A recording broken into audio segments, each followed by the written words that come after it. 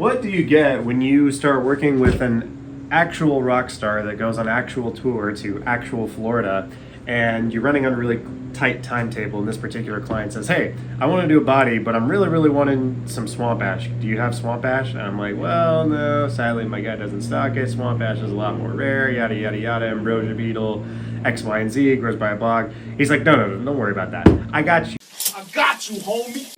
I'm going to fly you some wood. So they fly you in wood that you get to play with, and it allows you to work with all these cool species of wood that you normally wouldn't have access to. Ladies and gentlemen, guys, gals, and non-binary pals, can you tell I'm excited? Welcome back to Madlad Instruments. I am Drew. I build guitars and basses in my garage, and I take you along for the shenanigans. And sometimes the shenanigans include people shipping me wood. This is one of the first times that somebody's actually going to fly in on their own material. And I've had, actually, I'm trying to think in the past if anybody's, I want to say there's one other time where somebody just like flew me in some parts, but I've never been sent a full slab of wood before, and let alone I've been sent a slab of very nice and very expensive wood in the form of swamp ash. So why don't we explore a little bit today? We're going to talk about swamp ash. You may have heard about that in, not hush tones, but in guitar building corners, you hear about swamp ash versus northern ash. I use northern ash. You know that I've used that in the past, and I've talked about swamp ash, but we never really sat down and had a proper discussion about what swamp ash is and why it's so cool, and also why it is so rare. So without further ado, let me kick it over to Bench Drew, and as you guys know, Bench Drew is a staple of the Madlad shop experience. He does a lot of hard work, but something you may not know is that he actually spoke at a UN conference. And if you're thinking UN and you're thinking United Nations, you couldn't be further from the truth. The UN stands for Underwater Ne'er-Do-Well, because he is an underwater ne'er-do-well, and they have their yearly conference, and he was the keynote speaker there. So, Bench Drew, why don't you take it away? Alrighty, so on the bench today in this heavily redacted box from commercialforestproducts.com. Looks like they've got a YouTube channel and an Instagram. I'll have to go give them some love. So shout out to Commercial Forest Products. Haven't used them personally, but they seem pretty cool, and the wood that they send is pretty cool too. So, ladies and gentlemen, guys, gals, and non-binary pals, this, my friends, is swamp ash. And it is a highly coveted wood, if I set it down here. Look at that, makes like a nice little pedestal. So, it's kind of resonant.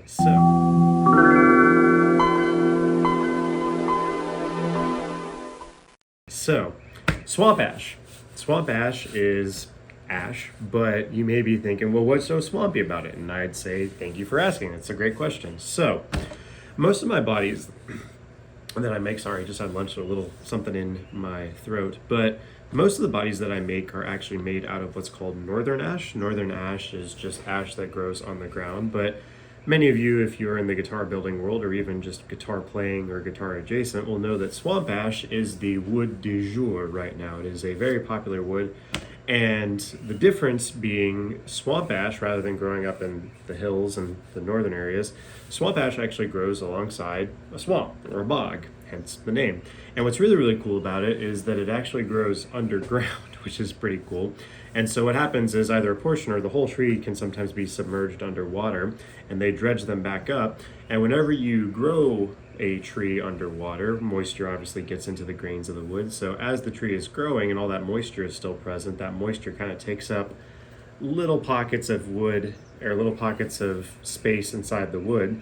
And so imagine kind of like a washcloth or a wet rag that just has, it's soaked up with a lot of water. That's kind of what's going on with the wood. Then what happens is you take it out, you mill it, and then you dry it, you kiln dry it, and it's just like wringing out that washcloth, and so all that water gets left out, and what's left is these big old pockets where the water used to be, and now those are just filled with air, and as a result, you get a much lighter piece of wood. And that is why swamp ash is so coveted, is because it is a rather light material, all things considered, compared to northern ash, but it's not a whole lot. I'd say most of my northern ash bodies are between 5 and 6 pounds. I've had some luck getting some swamp ash, or I think some swamp ash gets mixed in with the northern ash that my guy Mike gets. But this particular blank, I put it at probably about 5 or 6 pounds. It seems a little bit heavier than some of the swamp ash that I've had the privilege of working with. And granted, I don't have an extensive history using this stuff. But it's a really, really cool wood, and it's really cool how it's built and how once the water evaporates, you get a much lighter piece of wood. So we're gonna have to do a couple things to prepare this for good old Hal and carving out his body. So as you can see, they did a really good job of getting this planed and square. So what I'm gonna do is I'm gonna measure. We're gonna have to find our center line because this is a one-piece body. I forgot to mention that.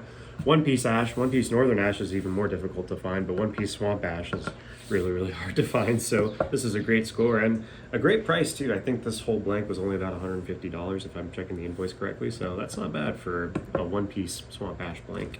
You could definitely spend a whole lot more from what I've seen. So I'm gonna go ahead and find the center line. We're gonna put our center line on the back and the front here because that's what we're gonna use to align the CNC. And then based on that, we're going to use that to drill out the mounting holes and all that good stuff. So just a little bit of prep work. I'm gonna get that done. We'll get this mounted up on CNC and we will get a carving.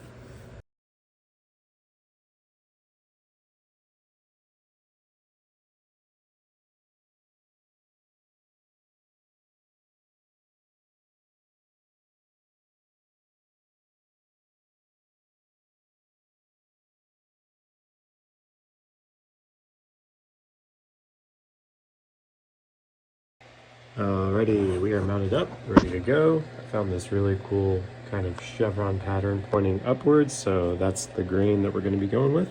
We're going to get our CNC brought back to center, drill our indexing hole, and I also have to figure out the thickness on this. I think it's about 2 inches thick, so probably close to 42 to 45 millimeters. And then we'll get that plugged into our CNC program and start a carving. You guys don't need to see all that, though. That's kind of boring stuff, so I'll just cut you in when we are at the time lapse. So, Captain Tennille, will you take us away? Get it on!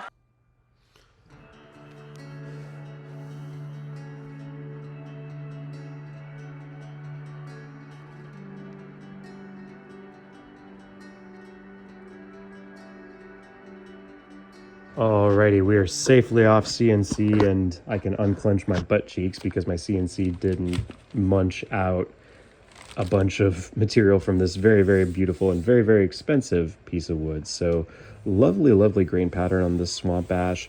I keep going back and forth as to whether this is northern ash or swamp ash. I had my hunch that it was maybe northern ash just because it's a little bit heavier, but now that it's machined down, you can definitely see that swamp ash kind of texture. In my sort of observation or my sort of experience, swamp ash has a lot more of these like tiny grains in between. Northern ash, by comparison, if we look at, I just have a slat here. Not that one, maybe. We'll pull this one. Shaky cam, Blair Witch in the chat. So northern ash has a lot less, if you notice that. So just putting them side by side. And I'm not saying that this is a be all end all tell. The weight is also a factor. A northern ash body of the same. Well, maybe. While I sit and ruminate and think about which is heavier, I'll put that back there. We're going to go ahead and get into sanding. I'm going to hit a time lapse. I haven't done a sanding time lapse in a while, but pretty straightforward. We're just going to hit it with some 100 grit to knock down these lips. Probably also going to take the handheld router and just kind of work down these lips a little bit here, get that shape down. And then we'll hit it with some 320. The finish on this is actually really, really gorgeous too. Off of CNC, this probably feels like maybe just north of 100, maybe closer to 220. So we don't have a whole lot of sanding to do, which is even better. So I'm going to hit you guys with a time lapse. We're going to see all the work that gets done. We're going to drill these neck holes. Already drilled the holes for the pickup pockets and the control route. And then Hal also requested that we do the grounding channel as well. So that's going to be the last little butt clench, excuse me, moment of this build because it's basically threading the needle. I think I'm going to go through the bottom pickup route because it's a little bit closer. So yeah, or maybe, I don't know. I'm going to map it out. I'll let you guys know. So let's cue that time lapse.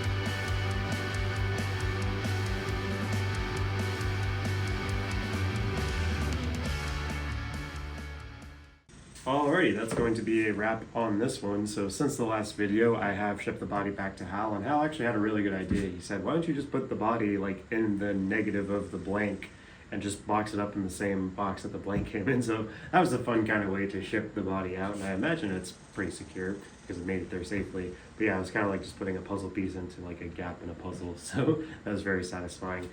And I think this is a nice sort of breakup from, I mean, every order that I get is an absolute blessing, but every once in a while when people fly in wood, you get to work with some really, really cool materials. And so I think most luthiers or guitar builders, myself included, are pretty okay with you flying in your own material, or there's a lot of people online that, you know, sell wood and then they have it shipped to their guitar builder, and that's exactly what happened in this case. And I have a number of other builds coming up as well with some fly-ins from all over the world actually, so definitely stay tuned. Make sure you're liking, commenting, subscribing, hitting all the buttons.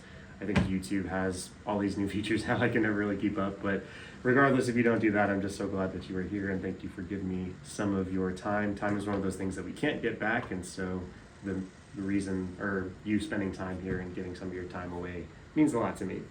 And we'll wrap up in the normal way, and that is by me saying, always remember, friends, that you are wanted, you are loved, and you are appreciated. You have a special talent that nobody else has, and the world is waiting on you to bring it out.